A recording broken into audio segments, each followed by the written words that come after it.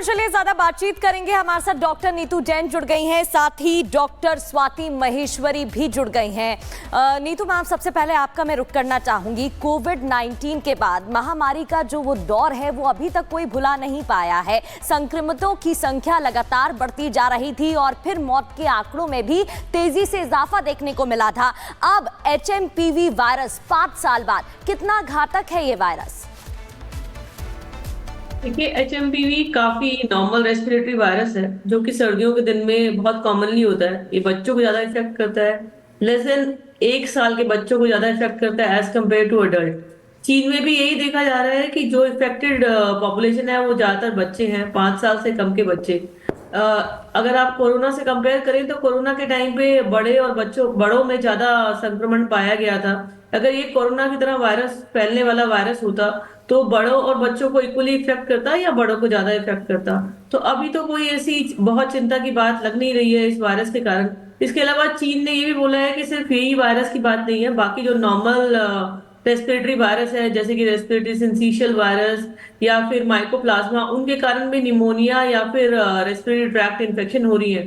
कोई भी respiratory virus होता है उसकी सिम्टम्स, उनकी प्रेजेंटेशन ऐसी ही होती है जैसे कि कोविड की होती है। तो ऐसा नहीं है कि इस वायरस की प्रेजेंटेशन कोई स्पेसिफिकली बहुत अलग है। हाँ, नंबर्स बहुत ज्यादा हैं, पर उसका कारण ये भी हो सकता है कि चीन ने एक बहुत लंबा लॉकडाउन किया था जिसके कारण कि लोगों का एक्सपोजर जो है वायरस की तरफ कम हो गया और उनकी इम्यूनिटी जो नॉर्मल वायरस नॉर्मल पॉपुलेशन में होते हैं उनमें कम हो गया, उनकी इम्यूनिटी कम हो गई। तो इस कारण जो नॉर्मल वायरस है वो लोगों को ज्यादा इफेक्ट करने लगे हैं।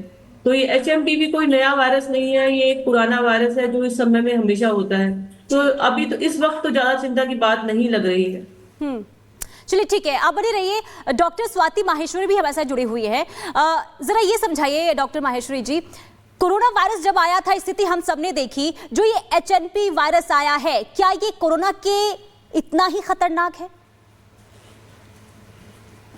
देखिए, अभी तक जितनी खबरें सामने आ रही हैं और चीन से जिस तरह की तस्वीरें सामने आ रही हैं उससे ऐसा तो नहीं लगता है कि ये बहुत ज्यादा खतरनाक वायरस है या इसकी जो ट्रांसमिसिबिलिटी है या इन्फेक्शियसनेस है वो कोविड से ज्यादा है। लेकिन जब भी सर्दियों का मौसम आता है तब बहुत सारे ऐसे वायरस होते हैं, केवल कोविड नहीं, रेस्पिरेटरी सिंसाइशियल वायरस है, इन्फ्लुएंजा वायरस है, माइकोप्लाज्मा है, ये सब बहुत सारे ऐसे वायरस हैं जो कि बहुत एक्टिवेटेड हो जाते हैं और इसीलिए हम सर्दियों में बहुत ज्यादा कॉमन कोल्ड एंड फ्लू देखते हैं और सर्दियां खत्म होते होते तब भी ये दिखता है। तो ये जो वायरसेस है, ये बल्कि इनफैक्ट जिस वायरस की अभी हम बात कर रहे हैं ये 50 साल से हम लोग इस वायरस को जानते हैं, सर्कुलेशन में है। लेकिन अभी अचानक से वहां इसके संक्रमण इतना ज्यादा क्यों बढ़ रहा है, इसके बारे में अभी और ज्यादा जानकारी आनी चाहिए, क्योंकि चीन हम जानते हैं बहुत सारी चीजों को, तथ्यों को छुपाता है, तो उतनी ज्यादा इंफॉर्मेशन वहां से अभी नहीं आ रही है। लेकिन अगर ये यही वायरस है जिसकी वो बात कर रहे हैं तो ये वायरस इतना ज्यादा खतरनाक नहीं होता है। इससे जो बीमारी होती है वो भी एक छोटी बीमारी होती है। ठीक है, डॉक्टर स्वाति महेश्वरी और डॉक्टर नीतू जैन, आपका बहुत शुक्रिया हमारे साथ जुड़ने के लिए। महत्वपूर्ण बातों पर आपने अपनी राय रखी और ये बताया कि बहुत ज्यादा डरने की जरूरत नहीं है। आप दोनों का बहुत शुक्रिया हमारे साथ जुड़ने के लिए। इसी बीच अब सीधा रुख करेंगे भारत मंडपम की तरफ, जहां पर प्रधानमंत्री नरेंद्र मोदी का संबोधन शुरू हो चुका है। नाबार्ड का वरिष्ठ मैनेजमेंट है, आपने सेल्फ हेल्प ग्रुप से लेकर किसान क्रेडिट कार्ड जैसे कितने ही अभियानों की सफलता में अहम रोल निभाया है। आगे भी देश के संकल्पों को पूरा करने में आपकी अहम भूमिका होगी। आप सभी एफपीओ किसान उत्पाद संघ की ताकत से परिचित हैं। एफपीओ की व्यवस्था बनने से हमारे किसानों को अपनी फसलों का अच्छा दाम मिल रहा है।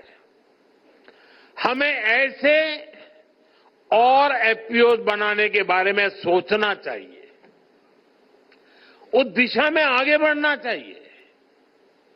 आज दूध का उत्पादन किसानों को सबसे ज्यादा रिटर्न दे रहा है। हमें अमूल के जैसे 5-6 और कोऑपरेटिव्स बनाने के लिए काम करना होगा, जिनकी पहुंच पूरे भारत में हो। इस समय देश प्राकृतिक खेती, नेचुरल फार्मिंग का उसको मिशन मोड में आगे बढ़ा रहा है। हमें नेचुरल फार्मिंग के इस अभियान से ज्यादा किसानों को जोड़ना होगा। हमें हमारे सेल्फ हेल्प ग्रुप्स को, लघु और सूक्ष्म उद्योगों को एमएसएमई से जोड़ना होगा। उनके सामानों की जरूरत सारे देश में है, लेकिन हमें इनकी ब्रांडिंग के लिए, इनकी सही मार्केटिंग के लिए काम करना होगा। हमें अपने जीआई प्रोडक्ट्स की क्वालिटी, उनकी पैकेजिंग और ब्रांडिंग पर भी ध्यान देना होगा।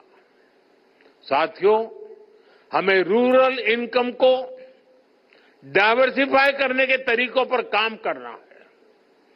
गांव में सिंचाई कैसे अफोर्डेबल बने, माइक्रो इरिगेशन का ज्यादा से ज्यादा कैसे प्रसार हो, वन ड्रॉप मोर क्रॉप, इस मंत्र को हम कैसे साकार करें। हमारे यहां ज्यादा से ज्यादा सरल ग्रामीण क्षेत्र के रूरल एंटरप्राइज क्रिएट हो, नेचुरल फार्मिंग के अवसरों का ज्यादा से ज्यादा लाभ रूरल इकोनॉमी को मिले। आप इस दिशा में टाइम बाउंड मैनर में काम करें। साथियों, आपके गांव में जो अमृत सरोवर बना है, तो उसकी देखभाल भी पूरे गांव को मिलकर करनी चाहिए। इन दिनों देश में एक पेड़ मां के नाम अभियान भी चल रहा है। गांव के हर व्यक्ति इस अभियान का हिस्सा बने, हमारे गांव में ज्यादा से ज्यादा पेड़ लगे, ऐसी भावना जगाना बहुत जरूरी है। एक और सबसे महत्वपूर्ण बात, हमारे गांव की पहचान गांव के सौहार्द और प्रेम से जुड़ी होती है। इन दिनों कई लोग जाति के नाम पर समाज में जहर घोलना चाहते हैं, हमारे सामाजिक ताने बाने को कमजोर बनाना चाहते हैं। हमें इन षड्यंत्रों को विफल बनाकर गांव की साझी विरासत, गांव की साझी संस्कृति को हमें जीवंत रखना है, उसको सशक्त करना है।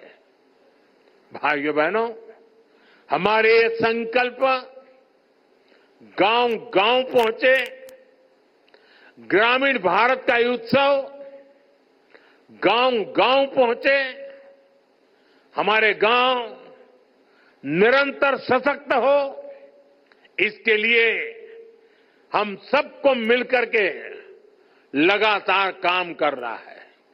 मुझे विश्वास है गांवों के विकास से विकसित भारत का संकल्प जरूर साकार होगा।